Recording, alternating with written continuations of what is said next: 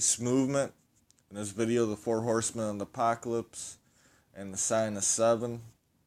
I'm going to teach you what the real meaning of the four horsemen of the apocalypse are. I am Hebrew. I do believe in the Heavenly Father, and I believe in the Heavenly Father, Son, and the Spirit. Alright, that rules the world. And it's pretty deep. Alright, our religion been around since the Heavenly Father's Son. We got original Bibles. They banned our Bibles in 1966. Yeah, in 1966, they banned the Holy Name Bible. All the Bibles nowadays, they take the Heavenly Father's true name out, and people use dialogues and titles in setting his true name, and that's also a sin. All right, because the first commandment says, I shall not take the Heavenly Father's name in vain. All right. And since we're in the end of times, the truth must be preached. Before now, we weren't able to preach the world the truth. We do a little bit, we give you guys a little nudge here and there. But when the secret society of the fallen angels and the demons that rule this earth started exposing themselves to the world and people joining them through the world, I guess it's time for us to bring in the second coming. Because the second coming ain't how people think it is. Alright, so we're going to still do newses, we're still going to do weather and all that stuff, but we're going to teach the world the truth. So please like and subscribe. We're about to get deep in here. We're about to show you who is the Antichrist, and we warn you, and the predictions and the facts that led up to the predictions were true. And when we do stories, we don't do stories on conspiracy theories. We do fact stories. We first debunk it. If we debunk it, then it's not real. But if we can't debunk it, we expose it to you guys. So, the whole world knows about the four horsemen. Alright? What's crazy is Christian, Catholic, and Muslims, they're all come from the same organization, the Catholic Church, the Pope, the false Messiah. Okay? And the Pope right now that's in the Catholic Church is a Jesuit. Our newly President of the United States of America got brought up as a Jesuit. So let's get into it. The four horsemen of the apocalypse. So the first horseman is the white horseman. Then I saw when the Lamb broke one of the seven seals, and I heard one of the four living creatures saying as with a voice of thunder. There's a clue right there. A voice of thunder. Come, I looked, and behold, a white horse, and who sat on it had a bow. And back then, bows in Hebrew meant lightning. And a crown was given to him, and he went out conquering and to conquer. Crown's also important. Alright, so when we look at this, a lot of religions say, some religions of Christianity, depends on what congregation you are, believe that the white horseman is the Antichrist. Some believe he is the Heavenly Father's Son, but the Heavenly Father's Son broke the seal, and one of the four horsemen came out. Alright, so I heard the four living creatures saying as with the voice of thunder. So it's a voice of thunder. Alright, a thunder. You hear thunder. Alright. Come, I look and behold a white horse. A white horse. Alright. Lightning. And who sat on it had a bow. And in Hebrew, bow meant lightning. And a crown was given to him. The sun. The sun has a crown around it. And he went out conquering and to conquer. So the first horseman of the apocalypse is storms, weather modification, solar flares, earthquakes in diverse places, okay, droughts. Alright, that's the first horseman of the apocalypse. The white horseman is storm. Alright, because nothing could conquer the weather. Even if you use weather modification, the Heavenly Father is letting it happen.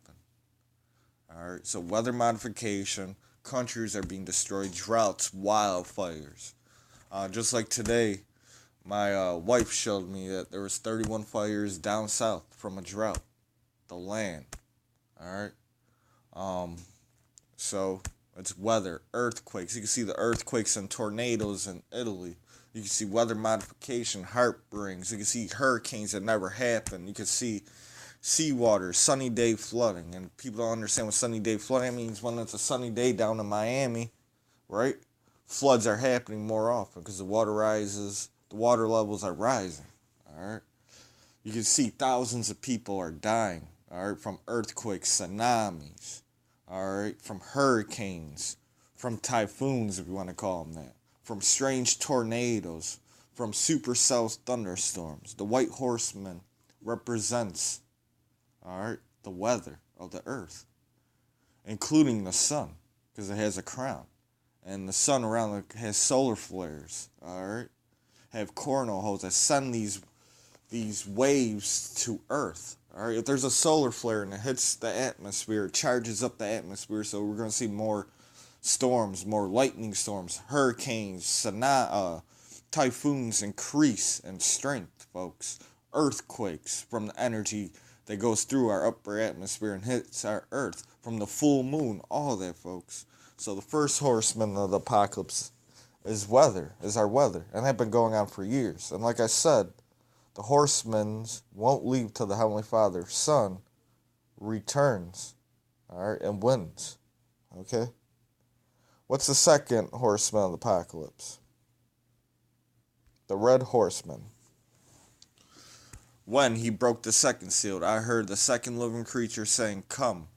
And another, a red horse, went out, and to him who sat on it, it was granted to take peace from the earth, and that man would slay one another, and a great sword was given to him. So, what's the red horseman? The red horseman, we already know, is war. The war on terror, been going on since 2001. Wars all over the world, civil wars, countries uprising, rumors of wars. Okay, folks? False flag events. Yeah, false flag events is war, folks. So you just look at the world, it's war. Syria war, Aleppo pound by airstrikes, pause ends. That's just 5 hours ago. And there's a lot of stuff, wars. You know, the Baltics, Russia, China. Okay, folks? False flag events. Been going on for years. So the red horseman of the apocalypse, we all know, is war. Alright? When he broke the second seal, I heard the second living creature saying, "Come." And another, a red horse, went out. And to him who sat on it, it was granted to take peace from the earth. And that man would slay one another, and a great sword was given to him. The spirit of war is upon earth. And people are too blind to see it. Killings. People killing babies. Children killing their parents. This is all biblical. Alright? People done lost touch with their self. People done lost touch and have faith. Alright? So the second horseman of the apocalypse, we all know, is the red horseman. What's the third horseman of the apocalypse? The black horseman. When he broke the third seal, I heard the third living creature saying, "Come." I look and behold a black horse, and who sat on it had a pair of scale, judging. That's what a pair of scale means, judging, in his hands. And I heard something like a voice in the center of the four living creatures saying, "A quart of wheat for the denarius, and the 3 quarts of barley for the denarius. But do not damage the oil and the wine." So what's the black horseman of the apocalypse? A pair of scale. It's the economy. It's dividing up. When they use in Hebrew texts and in biblical texts, a quart of wheat, Egypt wheat, with Yosef, and their barley. All right. Trading used to be big back then. So the Black Horseman is the economy. The economy collapsed to come. And as you can see around the world, from the Red Horseman, remember, because the Red Horseman came first. And the Red Horseman caused war. And war is still going to happen till the Heavenly Father's Son returns. But all these countries that have civil wars are done with. Like Libya, like Egypt. All right, the uprisings down in South America. And now these uprisings are starting in the United States of America because of the fallen ones and around the world, folks. So now the third horseman came in, and this is a few years ago, and it's the economy. It's how bad we're in debt. The economy collapsed. All right, and that's always going to be there. All right, till the Heavenly Father's Son returns. So Egypt had a civil war and still going through wars and stuff like that in Egypt, but Egypt's on the verge of economy collapse. All right, Venezuela's on the verge of economy collapse. America is on the verge of economy collapse. The world is on the verge of economy collapse. So the Black Horseman, let me read that to you one more time so you guys understand. When he broke the third seal, I heard the third living creature saying, "Come." I looked, and behold, a black horse, and who sat on it had a pair of scales. The global banks judge all the time. It's the global banks, the IMF, the economy in his hand. And I heard something like a voice in the center of the four living creatures saying, "A quart of wheat for denarius and a third of quarts of barley for denarius, but do not damage the oil and the wine." The whole economy survives around the oil. The whole economy survives off wheat and barley that makes beer. All right, folks? So, and this time the Black Horseman is the judger of the economy. So the Black Horseman is the economy, is the global banks, the IMF, basically. And last but not least, they say the Pale Horseman. Us true Hebrews, we call it the Green Horseman. When the Lamb broke the fourth seal, I heard the voice of the fourth living creature saying, "Come." I looked, and behold, an insane horse, and who sat on it had the name Death, and Hades was swallowed with him. Authority was given to them over a fourth of the earth to kill with the sword, and with famine, and with pestilence, and by the wild beasts of earth. So, what is the last horseman? The Green Horseman. Easy. Viruses. Epidemics. Zika. Man-made viruses. That's wiping out the earth. Drugs. GMO. General modified GMO. Monsanto's. Our lands. The trees are dying. The beasts are dying. The bees are dying. Humans are dying from viruses that never happened. So the Green Horseman is death, but also represents the viruses. It also represents GMO, homemade viruses, and hungry animals. If you look at the sea, it's dying. If you look at the earth, it's dying. We can't produce droughts, all that. So they got to do genetic modification, weather modification. All right? And viruses. Human-made viruses. So that's the four horsemen of the apocalypse. Now this next video, we are exposing the devil, the Antichrist. All right? And we're doing this because people are so blinded. All right? We know the truth. You guys know the truth. You still have faith. That's all the Heavenly Father cares about, is you having faith in the Heavenly Father and doing righteousness on this earth. All right? But a lot of these other videos, like Alex Jones, all right, he is part of this New World Order. All right? And people don't realize that he's promoting Donald Trump. And it doesn't matter if you want to go vote, because your vote doesn't count. The Electoral College are the ones that do the voting. all right? And the majority of Congress is Republicans. That's why Donald Trump won. We warn you. So now we're going to expose the 7 signs. And the 7 signs came from someone that I love dearly that told me to watch out for the 7s. It took me a while. All right, but since we're living in the end of times, in the end of times, the truth must be preached.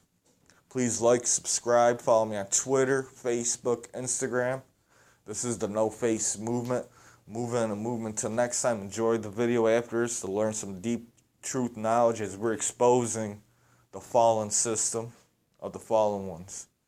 And no one has ever done this in detail without something happening. But no one is the good side of this earth. That's why this channel is called The Ghost in the Machine. This is the movement, moving till next time, facing off. We are defined by what we've seen. That stability was literally put to the test on a foggy morning in 1945. The Empire State Building and all New York City were wrapped in fog as a B-25 Mitchell bomber trying to reach a nearby airport crashed into the tallest structure in the world.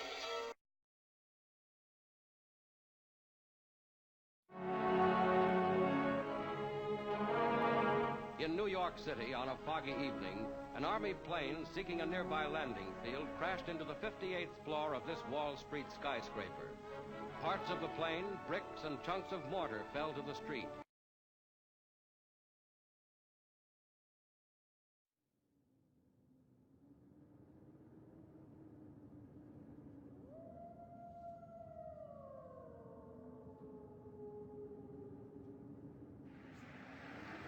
So we've got people lined up for questions. I just got one more, because you used the word Christian.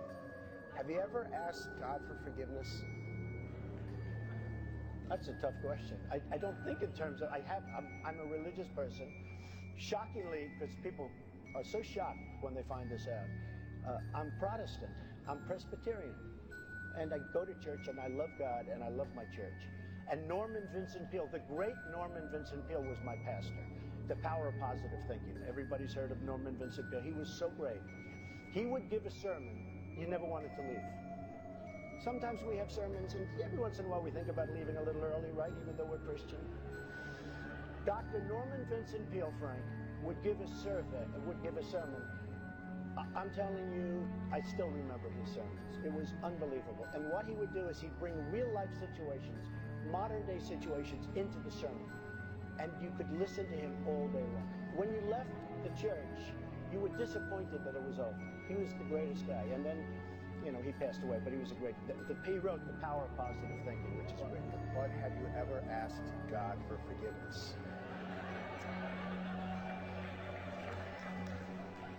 I'm not sure I have. I just go and try and do a better job from here. I don't think so.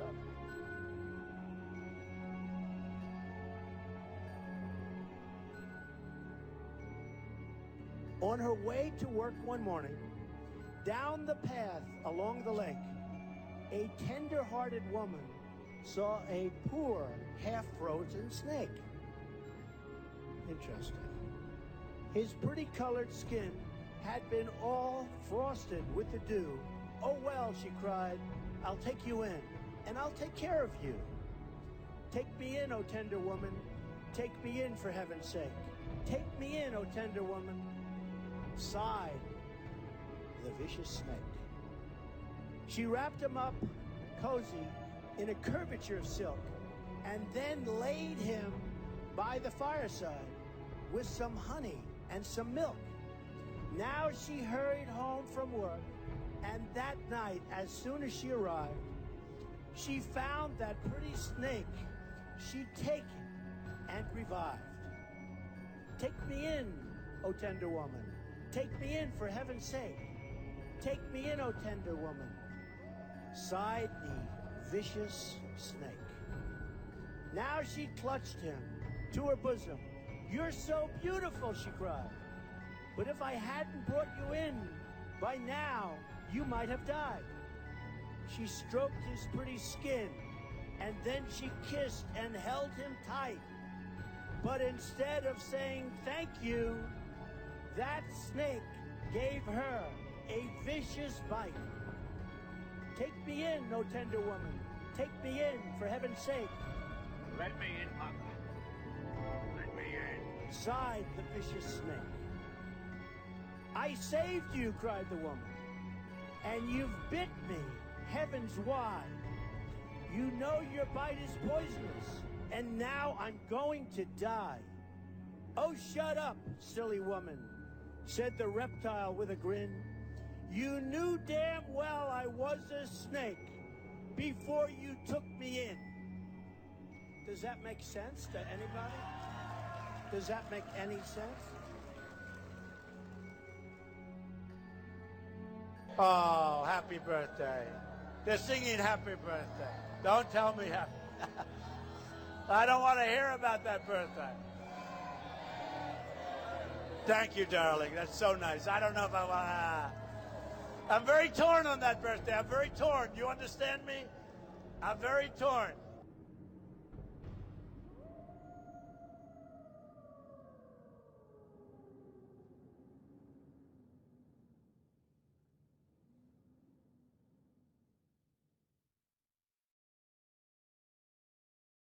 You're never the same after all that, you know. You see the world differently. Eyes open wide, looking at the